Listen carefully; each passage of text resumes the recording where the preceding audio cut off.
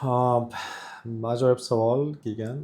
Grija bo'lib, qo'l-oyoq ishlamay qolsa qancha vaqt orqaga tiklanadi agar operatsiya qilingan taqdirda degan.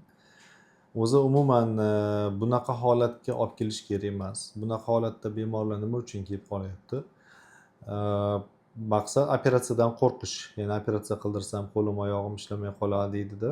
Ya'ni bu vrachlar aytadi, qarindoshlari, tanishlari aytadi, operatsiya qildirma, bo'ldi falaj bo'lib qolasan deydi. Keyin falaj bo'lib qolgandan keyin vrachga kelishadi. Keyin vrachdan katta narsa so'rashni boshlaydi. Operatsiya qilasiz, qachon yurib ketaman, qachon oyoqqa turib ketaman. Уже zararlangan nerv birdaniga o'zini tiklay olmaydi. Ikki xil ssenariyda kechadi. Ya'ni bu nervlaringizda orqa miyani holatiga qarab. Agar sizda harakatda muammo bo'lib, уже to'liq harakatdan qolgan bo'lsa, orqa miyali nervlaringiz to'liq zararlangan bo'lsa, u orqasiga qaytib tiklanish ehtimoli juda past. Agar sizda qisman harakatlar saqlangan bo'lsa, nervlaringiz chuqur o'lib qolmagan bo'lsa, operatsiya qilinsa qaytib tiklanish ehtimoli bor. Ya'ni unga minimum 3 oydan maksimum 1-2 yilgacha cho'zilishi mumkin. Bu ham 100% orqasiga ba'zida tiklanadi, ba'zida qisman tiklanishi mumkin.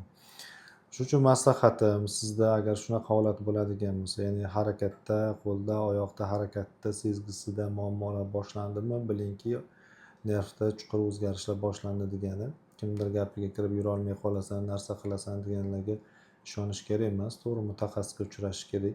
Siz agar yurolmay qolib invalid bo'lib qolsa, sizga maslahat berganda hech kim sizga yordam bermaydi. Shuning uchun o'zingiz sog'lig'ingizni o'zingiz hal qilishingiz kerak. Bugungi kunda ya'ni zamonaviy umurtqa endoskopiyasi rivojlangan sari bunaqa qo'rquvlar hozir ortda qolgan. Ya'ni operatsiyani xavfsiz qilib o'tkazsa bo'ladi. Albatta uni kim qilishiga, qanaqa malakasi borligiga bog'liq xirurgni. Malakali xirurgni qidirib topib murojaat qilsangiz sizga yordam bera oladi degan umiddaman. Masalan, bizni sentrga ham murojaat qilsangiz yordam bera olamiz. Yana bitta narsasi o'sha operatsiya qilinsa garantiya bormi yo'qmi, bu garantiya bermayapti degan narsani olib turib bir xil ketib qoladi operatsiya qildirmasdan. Keyin o'sha invalid bo'lib qolgandan keyin keladi. Ya'ni shunaqa holatga borib operatsiyadan maqsad ham shu. Ya'ni o'sha holatga bormaslik uchun, nervlar o'lib qolmasligi uchun qilinadi aslida operatsiya. Sizni og'rig'ingizni qoldirish uchun emas. Asosiy maqsad shu, nervni saqlab qolish uchun. Asosiy operatsiyani fokusi nervingizni saqlab qolishga qaratilgan narsa bu. Agar operatsiya qilib sizda nervingiz zararlanishini ta'minlab beradigan bo'lsa, unda operatsiyani nima keragi bor? Ya'ni o'sha bemorlar xalq o'ylagan bilan bir xil bo'lib qoladi. Bugungi kunda endoskopik operatsiyani xavfsiz o'tkazsa bo'ladi bemalol. Ya'ni bemorlar agar nervingiz jarohatlanmagan bo'lsa, operatsiyadan keyin og'riqlaringiz qoladi tezda tiklanib ketasiz.